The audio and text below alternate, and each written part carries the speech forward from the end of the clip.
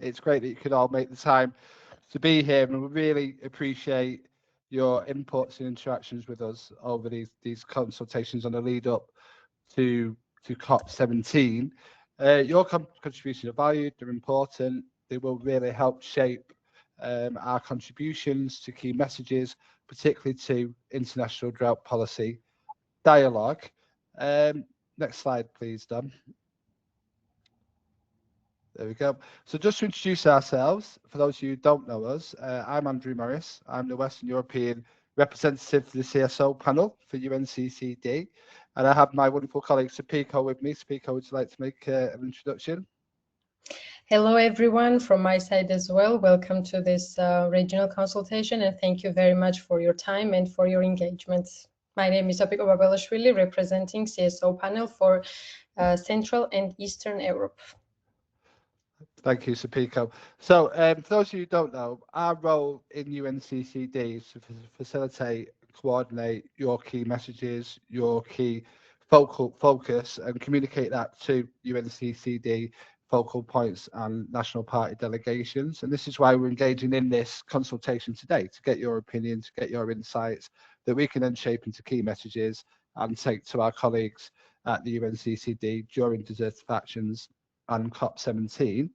The panel does consist of 5 members, including myself and Sopiko. We also have Marioli, who represents Latin America and the Caribbean. We have Ellen, who represents Africa, and we also have Amir, who's the Asian representative.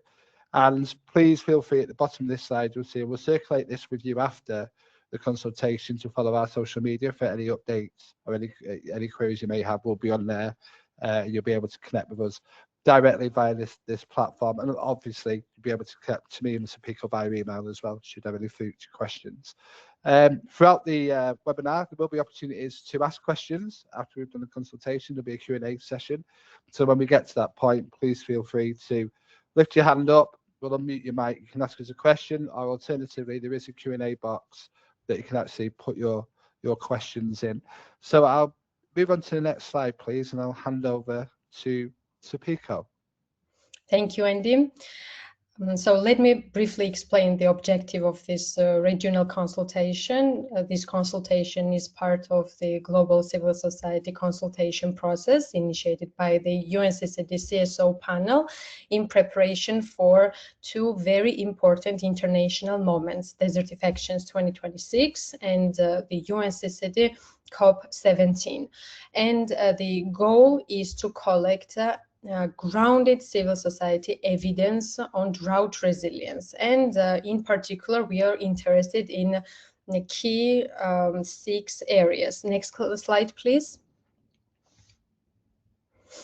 Drought impacts that are not sufficiently captured by policy documents and policy discussions on the drought resilience, the most urgent unmet needs of populations, ecosystems, and production systems, major barriers that affect effective implementation of drought management, evidence-based solutions that are working already on the ground and reducing the vulnerability of territories to droughts, financial mechanisms that support drought resilience, and policy messages that should inform discussions or during the international negotiations on drought resilience. Next slide, please. Also, let me explain the process, how your inputs will be used. So the inputs collected from today's regional consultation will be synthesized, and the synthesis will be shared with you next week for your final validation. And at the final stage, these inputs will contribute to the Desertive Actions 2026 dialogues and discussions, and later the joint civil society contribution to the negotiations at COP17. Maybe some of you in this webinar are newly accredited to the UNCCD, or maybe some of you want to join the accredited civil society organizations in near future. And the 2 international moments that I mentioned might be unfamiliar for you. So desertifications and COP17. So Andy will help us to shed light on this. Next slide, please. Thank you, Sopiko. So, as Sopiko has explained, obviously, the two kind of focus around the international events that are happening in 2026 to help us actually engage with policymakers and decision makers at COP17. The first one is Desertive Actions, which is happening in back end of March, and both myself and Sopiko and the other CSO panel representatives will be there. And Desertive Actions is very much an international multi-stakeholder summit, which happens, I think, annually. And it's a platform for dialogue, consultation, joint positioning. And as Sopiko explained earlier, it focuses on land, drought resilience, sustainable management. And within the actual event itself, there will be plenaries, thematic workshops, public events where we will be engaging and consolidating civil society perspectives. And this forms a broader cycle of engagement on the build-up to COP, which includes in-country actions, online sessions, post-COP debriefs, and ensuring that we stay connected and influential throughout the UNCCD process. And it does directly feed into COP preparation. So at the end of that event, including with the survey that was shared with everybody in this consultation today and the other consultations that are happening across the other regions, we'll be synthesizing these messages and we'll be taking them to COP17 as key messages to advocate and to represent your voices at that event. In terms of COP17, it is a global decision-making forum, and it is being held in Mongolia this year, which is one of the most degraded countries on the planet, actually, between the 17th and 28th of August. And the theme is very much around restoring land, restoring hope, and it's going to address interconnected challenges of desertification, land degradation, and drought. It brings together government, civil service, civil society, indigenous peoples, scientists, youth, and private sector actors, which to negotiate commitments and to adopt implementation decisions. And it really is a key moment to accelerate global action and investment in sustainable land management and to achieve these LDN targets, which are important to all of us globally. This year, it is aligned with the UN National Year of Rangeland and Pastoralists, and it will include high-level ministerial dialogues, multi-stakeholder functions, forums, and thematic discussions, as I mentioned earlier. And the whole aim and the whole part of our participation in crafting the key messages will be to support the advance of LDN targets. I think that's everything for me. Go to the next slide, please. Thank you, Andy. The expected outcomes of this regional consultation is very practical. So the perspectives of civil society organizations from Western, Central and Eastern Europe and North America regions are collected and documented in the areas that we have already mentioned regarding 6 key areas. And then these synthesized inputs also combined with the other results from the other regional consultations and global survey that we launched will be presented to Desertifications 2026 Summit to shape the collective civil society contribution to negotiations at COP17 in Mongolia in August. And now, please, the next slide. Now we can move to the phase of input collection. For this part, we want to use a live platform, which we trialed during the previous consultation in the last year. And as we get quite positive feedback on this platform, we decided to use the same tool for today as well, because we believe that it allows all participants to participate equally, and also with this tool we can combine inputs in a structured way. So the instruction is the following. Please follow the link that will be appeared in the chat right now, or please scan the QR codes and you will be able to access to the live platform. We have 6 questions, and we will allocate around 5 minutes for each of these questions. So you will be able to share your inputs in a written form. And you can submit multiple responses if it's needed.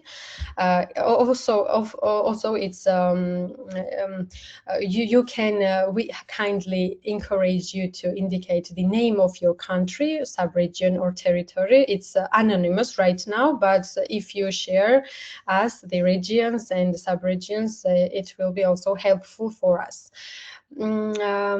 Just to clarify, if there is any technical issues, please let us know in the chat to try to tackle immediately.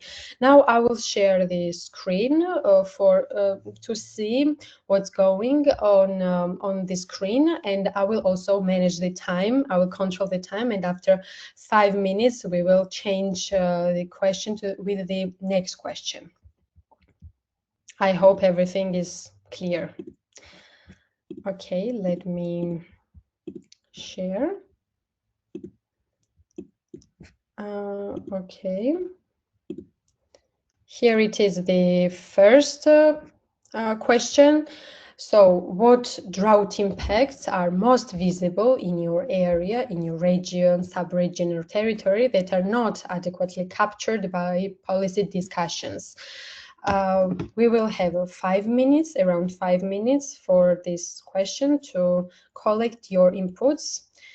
All inputs will be very valuable, so please feel free to share your contributions, ideas, very specific examples and perspectives from your communities, from your territories that you think are not adequately integrated in the policy discussions. Brilliant. Thank you, Sopiko. Well, the keen, we've had quite a few inputs already on question one, which is great. I've seen things from Albania, droughts at bed rivers damaged by dams, and local herders disagreement. That's really interesting. If you could actually name the region as well where you're from, that would be really useful. We'll start to synthesize the results as well.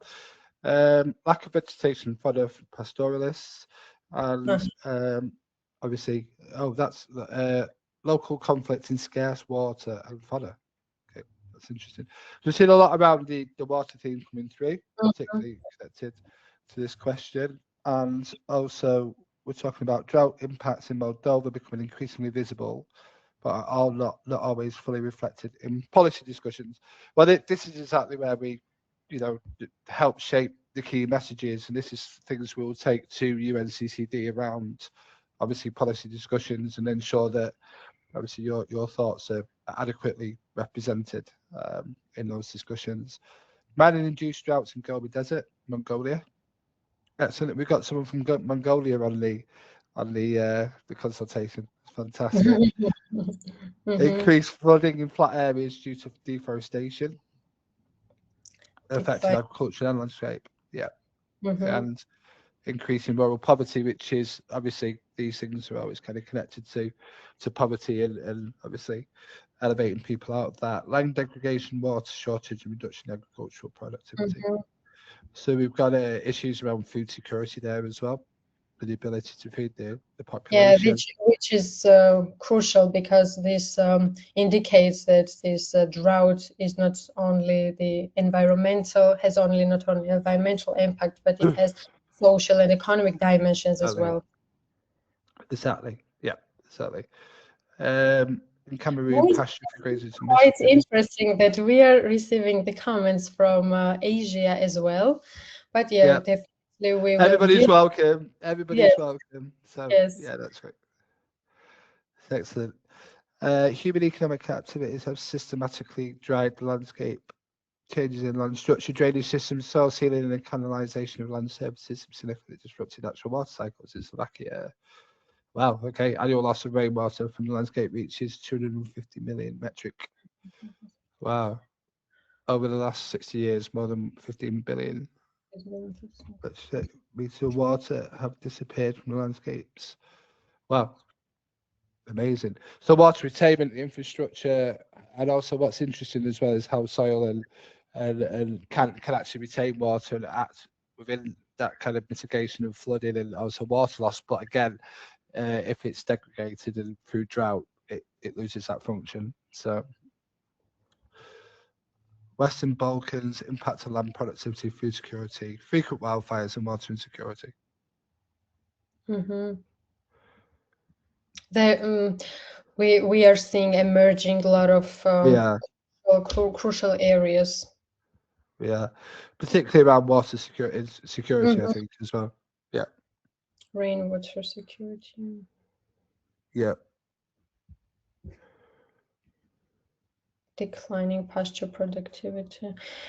Okay, so for me, if while I'm observing now these responses, for me, the water shortage, also the loss of productivity is mentioning and highlighted several times. Socioeconomic impacts, degraded land, adding to these issues as well around water security, which obviously has a knock-on effect to food production, etc. So, colleagues, thank you very much for sharing your opinions and perspectives on this question. We are 5 minutes expired, so we need to move to the next question. So, Andy, can you present this question? Of course.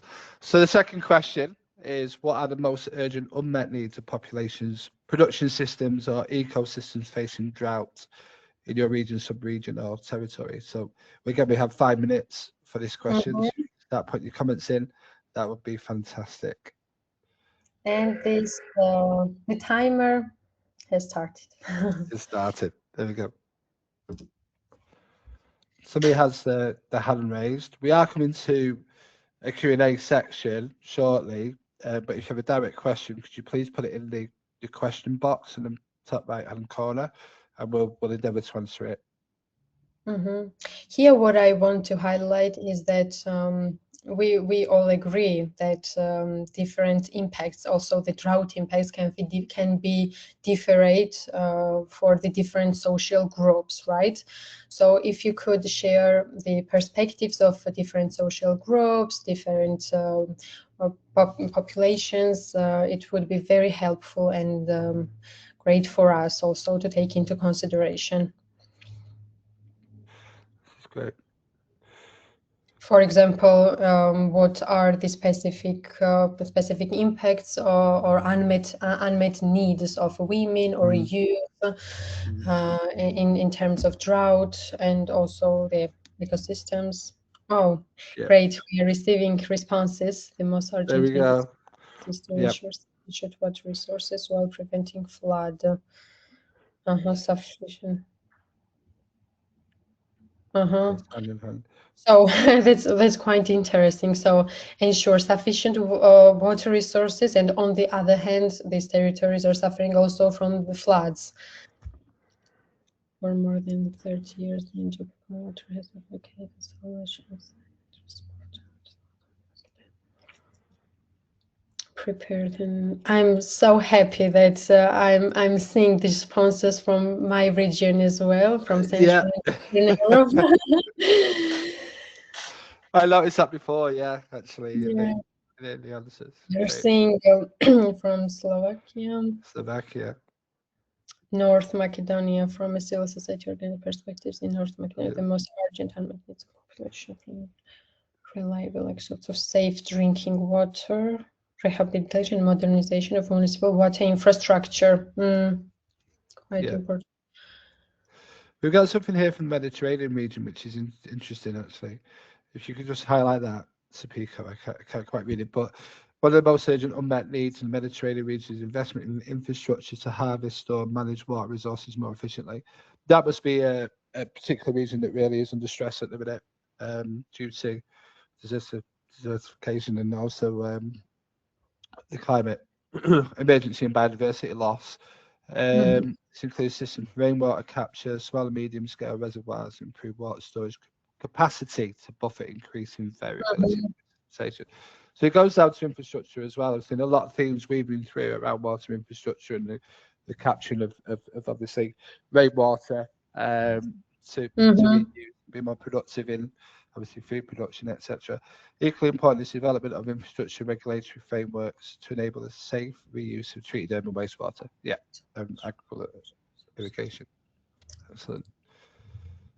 The opportunity to co-develop, participate in the design of locally adapted responses to solutions to droughts. That's really interesting, actually, because it's kind of a regional approach, regional focus to the issue. So within that, we're looking at kind of educational opportunities, funding opportunities to deliver that knowledge exchange piece, which, yeah, that's really interesting. Also, quite interesting response from experience from Serbia that, and I think this is actual issue, not only for Serbia, but other countries, especially in my region, that now the focus is on financial growth and not taking into consideration the sustainability of this economic growth. So I agree that it requires the incorporation of natural preservation and the protecting of ecosystems, but unfortunately, we sometimes trade off this just for the financial growth. In Afghanistan, water security and technologies for the protection of underground habitats like wetlands. In Afghanistan, Macedonia. Okay, we have now around 15 seconds. The most urgent on is access to practical climate adaptation solutions for smallholder farmers, including. Okay. We can move to the next question. I'm so happy that we have a lot of inputs. Now I will move to the next question, which is focused on the barriers. So what are what's your perspectives? What are the major barriers in your region or in your territory that's affecting the drought management? And we kindly encourage you to be precise. For example, maybe we all know that some financial constraints can be barriers, some institutional capacity, but if you can be more precise or what are the specific barriers, it would be very helpful. So now I will turn, I turned on 5 minutes, another 5 minutes. So yeah, we have now the opportunity to share inputs on this.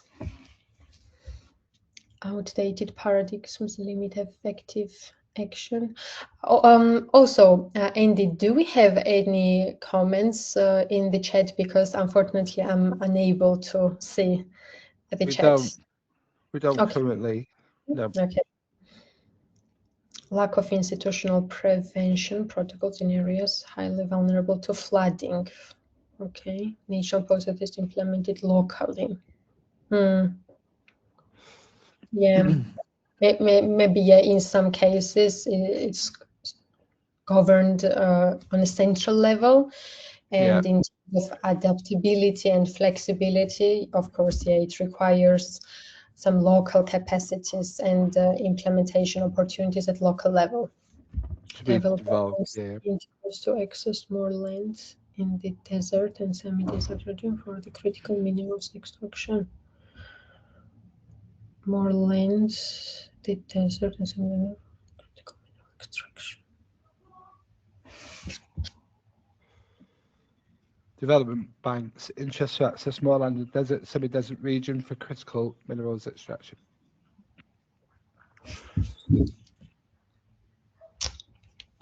Institutional adaptation to provide early warning systems.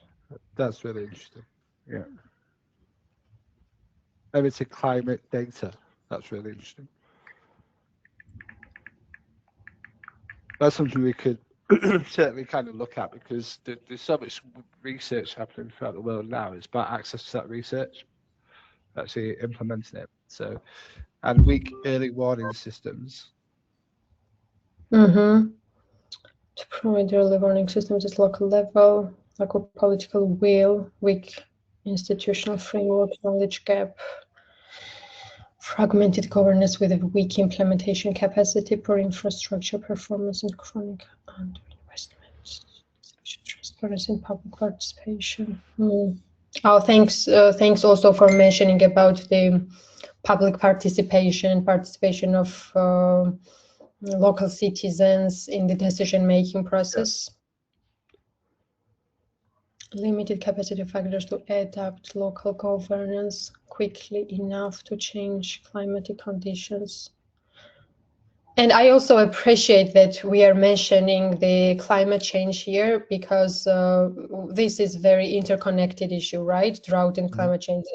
It's an effect of climate change. So maybe even the UN Convention dedicated to climate change, sometimes the drought can be reflected enough. So I like this holistic approaches to mentioning interconnection of drought with the climate as well.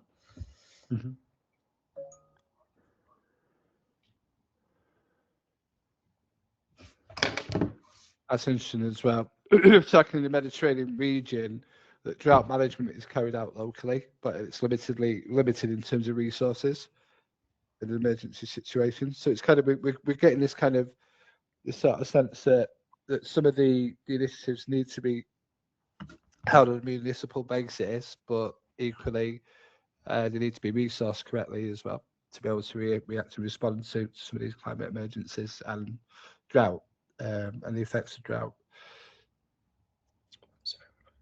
Focus on technical solutions by governments and development actors, sometimes neglecting social innovations. That's also an interesting comment as well. So is there enough around innovation, and are we getting tied up too much around kind of technical solutions and bureaucracy through government mechanisms and levers? Okay, it's time to go to the next question now, which is about the solutions.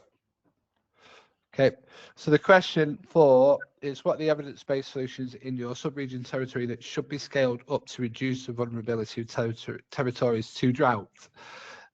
Include observed outcomes if possible. So if you've got kind of examples that are working to what was done, at what scale, what evidence of the impact, what enabled the success, and equally what barriers were putting away, what prevents scaling.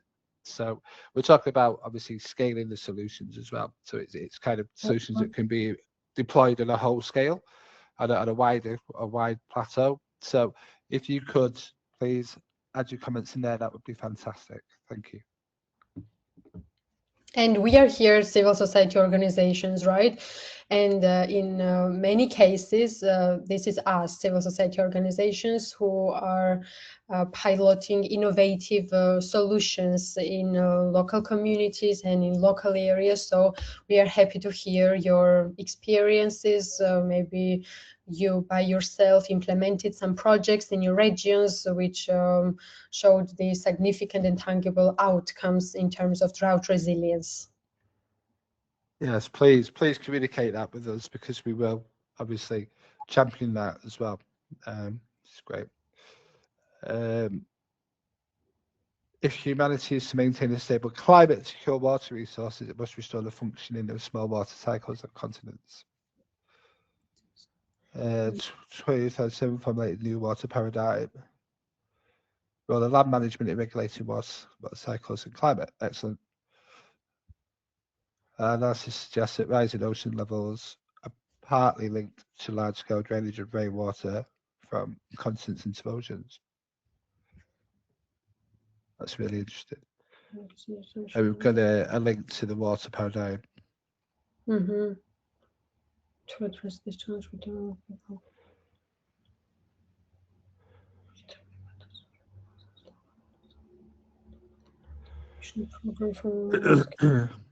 There's another comment here from Eastern Europe. Sopiko saying that very little has been done around restoration. Eastern Europe, they're quite expensive and funding is not available at the national level. BirdLife Serbia has piloted some activities on several locations, but with limited effects. Okay, that's interesting. So again, we circle back around to this funding issue as well, both at local and national levels.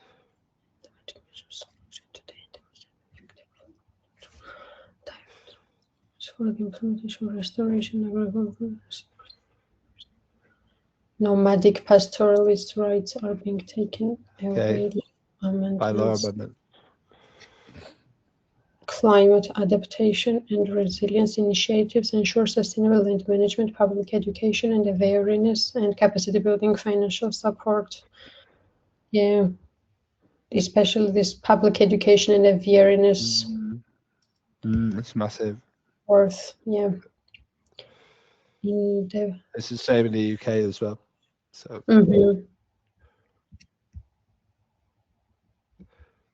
Centralize the holistic pasture management worth testing. We still have 2 minutes. Some great comments, though. We get lots of information, lots of comments, which is fantastic. And of course, if you think of anything afterwards, you should have a link to the survey we sent out where you can still input some of your insights into that, or please obviously email us any insights after the fact if you want to add anything as well. That'd be really useful. Yeah, thank you, Andy, for mentioning this. Yeah, maybe here it's impossible to include everything, so you can also send these examples and experiences directly as well about the solutions that you trialed and observed. Instead of protection, limited data. Yeah. And limited data based on my experience, especially on the very local levels, because I have, as I observe, there are some central data on the central level, but it's not translated into the local realities in many cases. Not many measures have been taken in Albania yet. Public finance. Planting trees is one of the important solutions for reducing the impact of drought in Malawi. North Macedonia, reduction of water losses in municipal networks, water governance. Maybe through infrastructure renovation. In Moldova, World Bank's agriculture competitiveness financing explicitly scaled that rehabilitation of anti-erosion shelter belts, including riparian belts. Oops. 5 minutes. Okay, the next question. Thank you very much, all of these evidences and solutions. Now we are moving to the 5th question, which focused on the financial mechanisms. So based on your experience, what do you think? What are the most effective financial mechanisms for reducing vulnerability of territories? So what modalities of finances, or what type of financial mechanisms? So we would be happy to hear your experiences on this as well.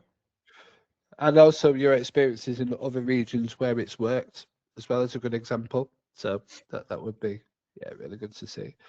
So protection of nomadic pastoralist systems, reducing financing from climate smart mining and intensive factory farming. New generation of water laws focused on protecting and restoring small water cycles. Maybe this is the previous question, yeah, but direct financing through community-based organizations. Okay. Do you remember we also received this recommendation as a key message for the CREEC 23? It was law about the direct and inclusive financing directly to the community-based organizations. Maybe because it increased the flexibility of the processes also.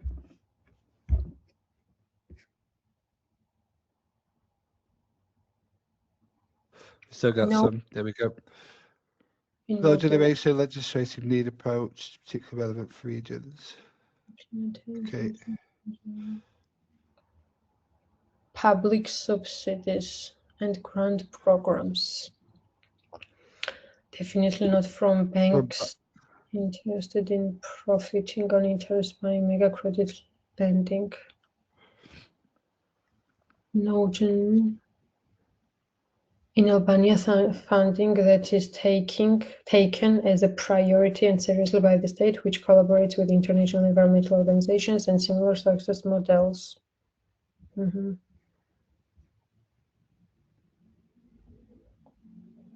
most effective financial mechanism for reducing the vulnerability of territories to drought combined risk management, climate resilience investment, and community-level financing. Support local communities' activities. Again, is highlighted. In the local, municipal approach. Reducing vulnerability to drought desertification requires centralised long-term investment mechanisms to support large-scale infrastructure and landscape-led adaptation, should I say. Multi-annual public investment programs and dedicated climate adaptation funds are essential to develop water storage systems, wastewater reusability. Okay, so something centrally for large investments into infrastructure, and also there's a local need in terms of local communities implementing measures as well. Yeah, possibly financing mechanisms for community-based solutions. Yeah, Natural farming, more investment, their credit and microfinance by facilitating the co-creation of solutions owned by local and regional actors. We support the mobilization of locally and regionally available resources. Okay, Northman, from a CSO perspective, financial mechanisms work best when they are socially just and transparent. Tariff reform alone is not enough and can be harmful if it raises costs without improving services. A better model is proper tariff design. Ring-fenced resilience investment, grants for poorer municipalities, and payment schemes that reward utilities. Okay. Ensure access to climate adaptation fund and local agricultural funding and loss and damage. Okay, financial. There's still that recurring theme around decentralising the funding as well. The locality of funding, there's quite a bit of that. I've seen weaving throughout that kind of local support throughout each of the questions that we've posed. How long have we got left, Sopiko? It's just 10 seconds. 10 seconds. Okay. Yeah.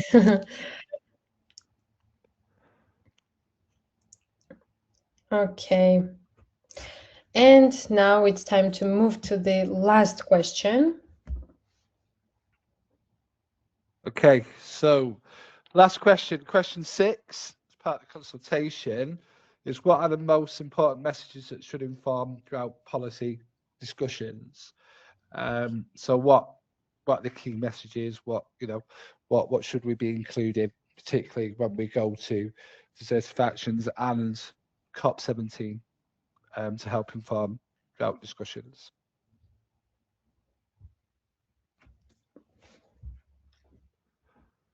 So also, if possible, while sharing your inputs, if it's possible for you, please also indicate the recipient of this message, or is it the central government? Is it private sector? Is it some institutional, international donors? Or if it's possible, if you indicate this, it's also very helpful. Co-develop policies with local communities, especially indigenous people. Restoring natural water systems means bringing water back to the landscapes where it belongs by returning rainwater in soils, vegetation, and ecosystems. We can regenerate landscapes, stabilize climate, and strengthen water security for future generations. Economic, food production, development, environmental systems need urgent change and helps to mitigate and fight climate change and the loss of resources. LDN to enhance natural water retention, long-term drought vulnerability. I like this. There's a piece here around soil protection. soil protection strategy and SLMO soil protection on the level which is relevant for the country. I mean, so water and air is protected in the UK, but soil isn't, and that's something certainly that we've been trying to get our heads around and having looked to advocate and leverage. And I think that's an important message as well internationally. Where is the protection for soil health in law? It probably isn't there or legislation, so we need to maybe work and advocate for that. And this one, donor and government should move from crisis response to risk management. So more mitigation and prevention rather than just responding to the crisis. National policy, rethinking hydraulic systems to capture every last drop of water and ensure national and sustainable water resources management. So today we've heard a lot, right? It's water resources as a, I don't know, key one. Part to this. About drought. Active involvement in the engagement of local authorities in the policy development processes. Yeah, that's important. And learning by doing, government policies need to shift from reactive responses to preventive, resilient-based approaches. Prevention is the key to change. Yep, exactly. So if they put preventive measures in first to actually, to consider climate adaptation, then that's a key element and catalyst to change, definitely. Communities with local communications with the local communities and placing this agenda at the center of environmental policies and public debate to inform them more. Drought is destroying and killing people's life. European policy initiating a virtuous cycle of greening in the Mediterranean region. Resource rights, respect resource rights. Provide long-term support for these services provided by agriculture. We still have around 1 minute. Had some fantastic responses across all the questions, which is great. So thank you everyone for your participation so far. It is excellent. Obviously, you would have been sent, again, I mentioned this earlier, you would have been sent a link to the survey as well prior to this consultation where you have the opportunity to add more into this consultation. But your insights are really valuable to us, and we really do appreciate you working with us to help shape and craft them. Once again, this issue is highlighted to focus on prevention and preparedness, not only emergency response. Yeah, government must invest.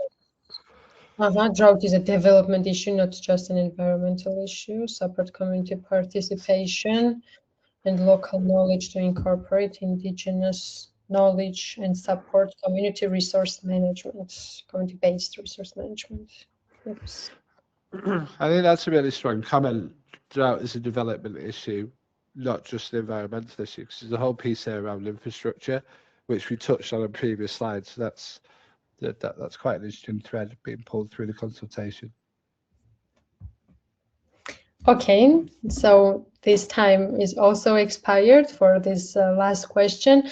Dear colleagues, thank you very much for your active engagement, and we hope that you also enjoyed with that type of tool for collecting the data, but also we are free to your suggestions, feedback to its further improvement for the follow-up consultations. Now I will stop sharing my screen. And I will ask Alex to share the presentation once again. Okay, so we're at the Q&A stage now. I did notice a few of you had your hands up on the AHA slides, and somebody put their hand up in the chat here before. So this is your opportunity now to ask a question. So you have two options to do that. Either put them in the question box, which is a little question mark in the chat thing at the top, or raise your hand and we'll enable your mic and you'll be able to ask the question live should you want to. So are there any questions from the delegates at the moment?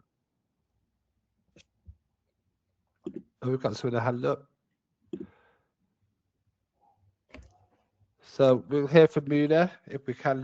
Can we enable her microphone, please? Hi. Hi. Hi, it's really interesting consultation. I'd like to ask some clarifications about the accreditation process for the UNCCD COP17. We were written, well, I represent a project called the YEHE project, and we're doing quite a lot of things in the Horn of Africa. But when we applied for the accreditation, we were told in the communication that it's not decided yet. It will be decided in some meetings that would take place in Mongolia. And I'm just wondering, how would we, if we were to go, or if we would send delegate there, how would we go if we're not accredited? Because yeah, I think we need to be accredited for us to apply. Yeah. So you're provisionally accredited, really. So essentially, this happened to us for the last COP. So we were provisionally accredited, and then they have to actually make that final decision during the COP meeting. And we were fully accredited in Riyadh, but we actually went to Riyadh anyway. So you can still get access to the COP if you're provisionally accredited. You still come as an observer, and communication will be sent across to you on a build up to that event. There's been no announcements just yet about how to apply for your badge and things like that, but they will come directly from the Secretariat before the event. And obviously you're on the communication list for the CSOs, hence why you come to this consultation today. And you'll be obviously you'll get notice in due course about how to apply for a badge, but you will definitely be able to apply for a badge because you are provisionally accredited with UNCCD. Thank you. Thank you. No problem. Thank you. Any more questions? Please raise your hand or drop them in the question box.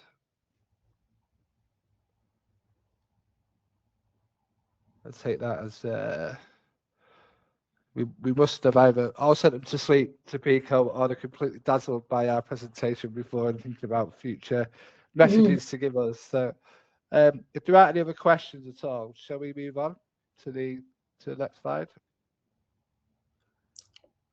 And if in this process someone emerged who wants to pose the question, we can give them the floor.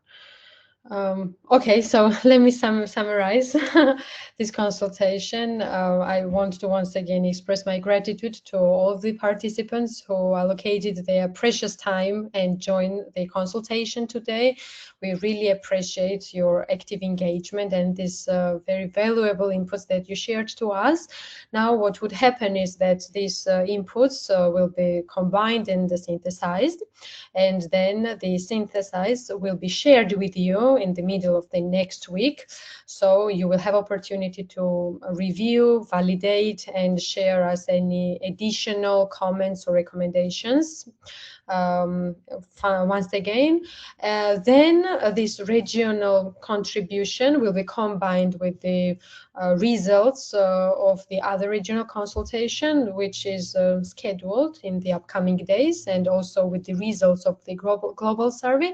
And as we mentioned at the beginning of the consultation, then we will present all these valuable contributions to the Desertifications Summit at the end of this month in Tunisia.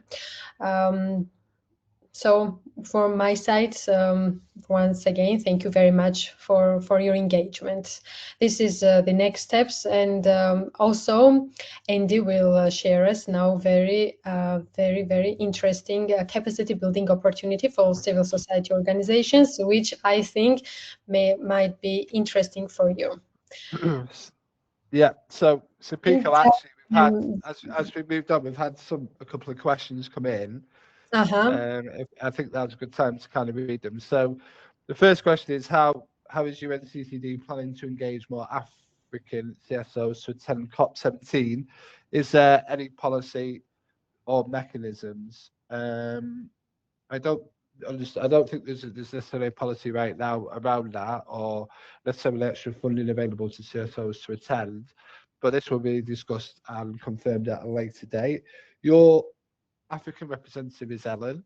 So if you've got any specific questions with regards to that region, please reach out to her, and she'll be able to, to come back to you and inform you as to exactly what's happening with regards to that. Sopiko, have you got anything to add at all to that question? No, maybe what you mentioned is what I can share also from my side. Just as it happened the last time, the Secretariat will announce the call for participation in COP17, and then the participants are selected based on the regional constituencies, based on their active engagement in the process. So of course it's highly probable for organizations who are attending that kind of consultations, sharing their inputs, and also implementing different activities in their territories, have higher opportunity to attend in person in COP, during COP. Yeah. We have, thank you, Speaker. We have another question, and also somebody with their hand up as well. So the other question is there any plans to have side events with the CSO on COP17? So generally in the COPs, there are side events, and you can apply to have one. And the details to actually engage with a side event will be shared by the Secretariat in the build up to the event. At CRIC, the CSO panel had a side event, and I'm sure we'll be getting our heads together to have a think about what we're going to actually do at COP17 in terms of should we want a side event or not.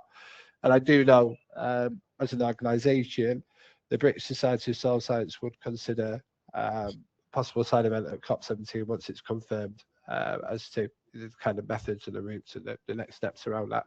So please keep your eyes open, because it will come out via announcements via the Secretariat around how to apply for hosting side events at COP, but generally they do feature, and they did feature at COP16. So because we actually hosted one, which is great. So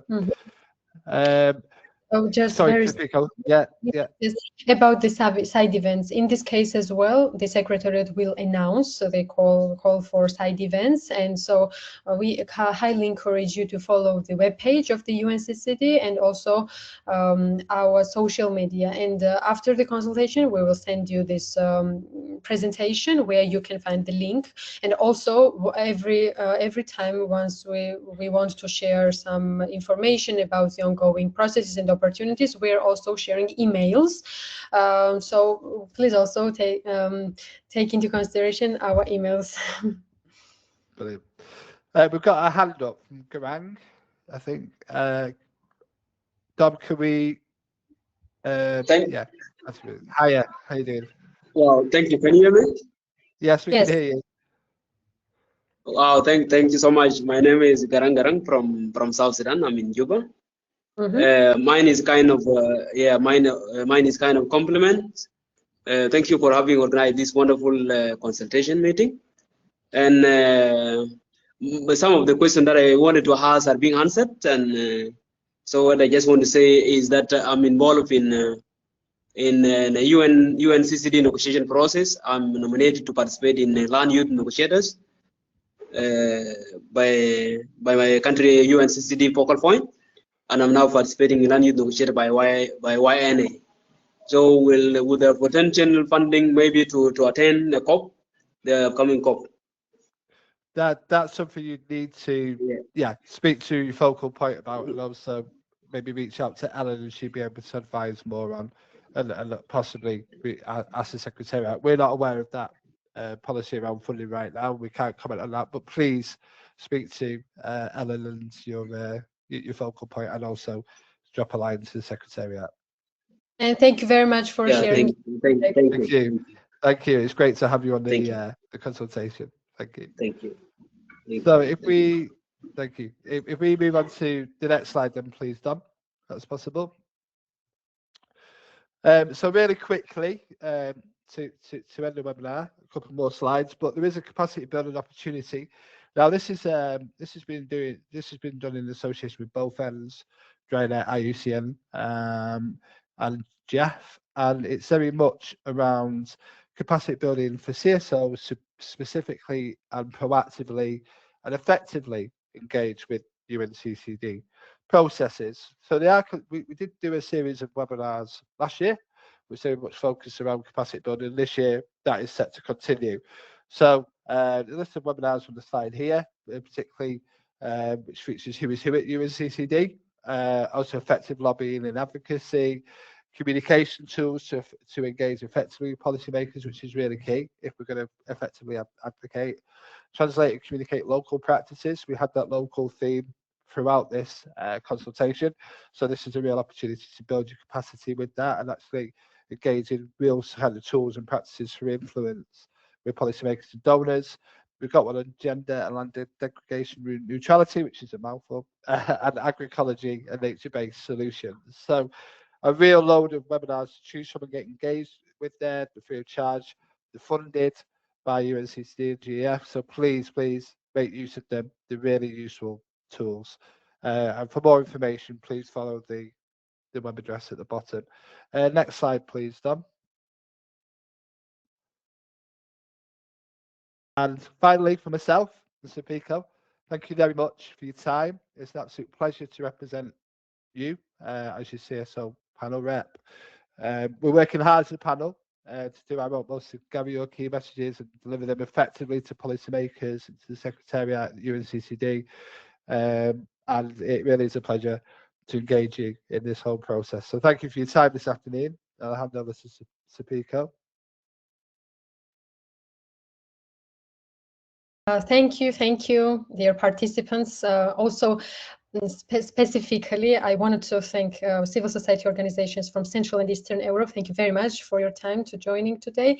And Andy, thank you for this, for moderating and facilitating this meeting, and also your team from British Society of Soil Science. Thank you very much for your contribution for this consultation.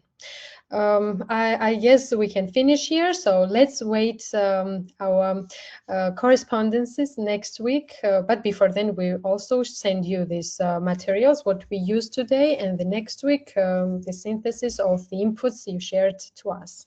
Thank you very much. Have a very good rest of the day and also a good weekend, all of you. Thank you very much. See you soon. Have a great weekend, everybody. Thank you.